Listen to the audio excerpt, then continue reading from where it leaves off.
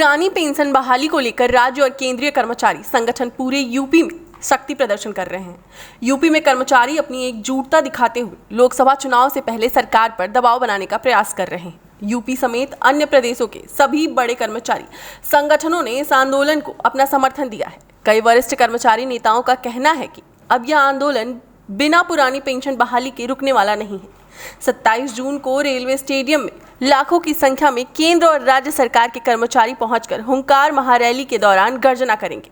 कर्मचारी नेताओं का कहना है कि संसद में नई पेंशन योजना में काफी खामियां मिलने के बाद वित्त मंत्री ने कमेटी बनाने की घोषणा की है, लेकिन हमें कमेटी से कोई मतलब नहीं है। हम इस संघर्ष में पेंशन हमारा अधिकार हर हाल में हासिल करेंगे के मूल मंत्र पर आगे बढ़ते रहेंगे। कर्मचारी नेताओं ने टीवी से बातचीत में बताया कि रथ यात्रा अश्वमेध का घोड़ा साबित होगा और यह आंदोलन अब पुरानी पेंशन योजना की बहाली के बाद ही समाप्त होगा।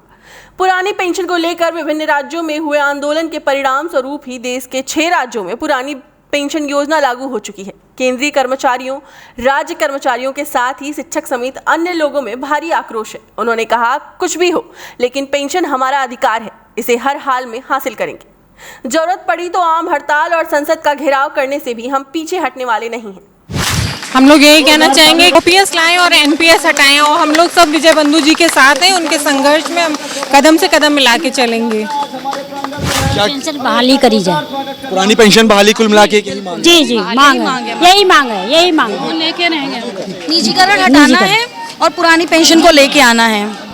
एकत्र हुए हैं। सभी कर्मचारियों का कहना है कि पुरानी पेंशन को बहाल किया जाए, इसके साथ ही निजीकरण को पूरी तरह से बंद किया जाए। कर्मचारियों का कहना है कि क्या कहना चाहेंगे? हम तो ये चाहते हैं कि हम सभी साथियों की जो है पुरानी पेंशन बहाल हो। अगर नहीं बहाल होगी तो हम सब सारे कर्मचारीगण जो है संघर्ष करके इसी तरीके से रोडों पे आकर के गवर्नमेंट को और सभी जो भी गवर्नमेंट है उसको जो है समझाने का काम करेंगे। यहाँ यूपी और केंद्र की सरकार सो रही है, अभी गहरी नींद में है। हम लोग बहुत जगाने की कोशिश किए, हिमाचल में टेलर दिखाए, कर्नाटक में टेलर दिखाए। अब यूपी में ये टेलर से मानेंगे नहीं तो 24 में हम पूरा फुल पिक्चर दिखाएंगे इन्हें, और उस फुल पिक्चर दिखाने की ये तैयारी है। ये हम लोग कर्मचारियों में आग डाल रहे हैं। यहाँ यूपी और केंद्र की सरकार सो रही है, अभी गहरी नींद में है। हम लोग बहुत जगाने की कोशिश किए, हिमाचल में टेलर दिखाए, कर्नाटक में टेलर दिखाए। अब यूपी में ये टेलर से मानेंगे नहीं तो 24 में हम पूरा फुल पिक्चर दिखाएंगे इन्हें, और उस फुल पिक्चर दिखाने की ये तैयारी है। ये हम लोग कर्मचारियों में आग डाल रहे हैं, एकदम आग फूंक रहे हैं, जलने के लिए तैयार है पूरा कर्मचारी। आज ये भीड़ देख रहे हैं, कोई भीड़ हल्की नहीं है, बहुत भीड़ है। इसमें सारे लोग हैं, हम बता रहे हैं, हम लोग चिकित्सा स्वास्थ्य विभाग से हैं। अशोक कुमार महामंत्री, राष्ट्रीय नर्सेज संघ उत्तर प्रदेश, पूरे चिकित्सा स्वास्थ्य विभाग से जितने भी संगठन हैं उनके भी लोग हैं, सब लोग हैं। पीडब्ल्यूडी, सेल टैक्स, जीएसटी, शिक्षा विभाग, सब तरफ से लोग यहाँ आए हुए हैं। कर्मचारियों की उम्मीद पे डबल इंजन की सरकार खरी नहीं उतर पा रही है क्या? डबल नहीं है, ट्रिपल इंजन की अब तो हो गई, एकदम खरी नहीं उतर रही है। अब हम क्या उतरे, हम कर्मचारी, हमारे ऊपर तो कुछ नहीं। अगर कर्मचारियों से बाहर जाके देखो क्या दशा लखनऊ में है, आपने कल देखा होगा घटना। तो जब सब तरफ धराशायी है तो बेकार है, इनको शासन नहीं चलाना आ रहा है।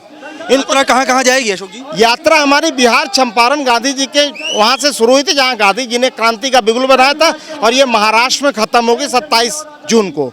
वहाँ तक हम लोग चल रहे हैं। 1 अक्टूबर को सबसे बड़ी हमारी महाशंखनाद रैली है दिल्ली में, रामलीला मैदान में। उसी के लिए सारे कर्मचारियों को जागरूक करके पहुँचाया जा रहा है।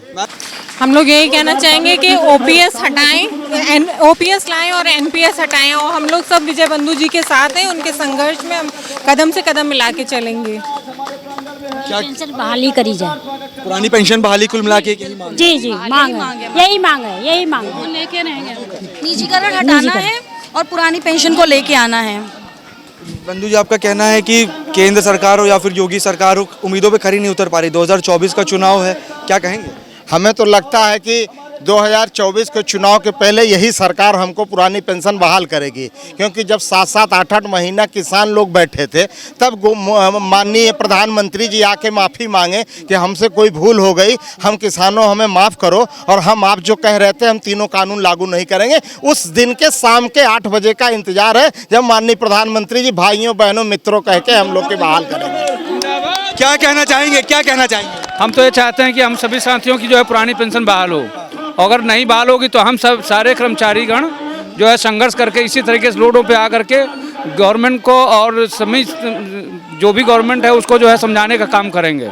अगर इससे भी नहीं समझते तो फिर उसके आगे 21 जो 1 सितंबर को जो है वहाँ दिल्ली में धरना है, उस पर सभी लोग जा करके पूरी तौर से जो है हम लोग अवगत कराएंगे गवर्नमेंट। आखिरी सवाल है, लाखों की संख्या में कर्मचारी जो हैं वो जुड़े हुए हैं, लाखों की संख्या में कर्मचारी जो हैं जुड़े हुए हैं, इसके साथ ही प्रदेश की जनता से क्या कहना चाहेंगे आप हमारे चैनल के माध्यम से? हम ये प्रदेश की जनता से कहना चाहेंगे कि हम सारे लोगों को, जो जनता है उनके भी बच्चे निजीकरण के तहत मर रहे हैं। जो आदमी 1 लाख तनख्वाह पाता है, निजीकरण व्यवस्था के चक्कर में ठेकेदार को 10,000 रुपए में उस आदमी को रख रहा है। और ये शोषण नहीं, अभी हम बताएं चिकित्सा स्वास्थ्य विभाग के जितने मेडिकल कॉलेज बने हैं वहाँ पे 30-30 साल के एक्सपीरियंस लोगों को हटा के ठेका प्रथा पे 10,000 20,000 रुपये आदमी रख रहा है। आम जनता के साथ खिलवाड़ हो रहा है। उनको वो अच्छा इलाज देगा कि जो 30 साल से नौकरी कर रहा है वो इलाज देगा।